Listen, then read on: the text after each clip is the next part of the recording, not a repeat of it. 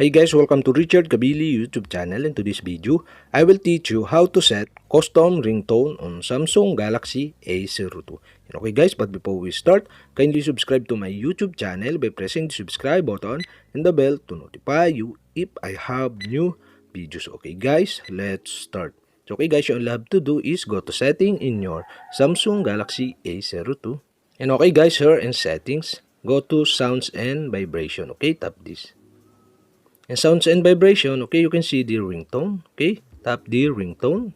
And ringtone, you can see the SIM1 and SIM2. And okay guys, for my example, I select the SIM1 to change or to set the custom ringtone, okay.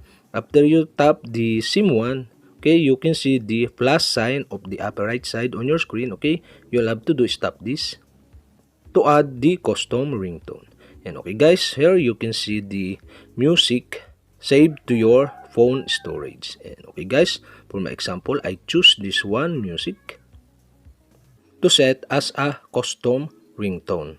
And after that, tap the done on the upper right side on your screen.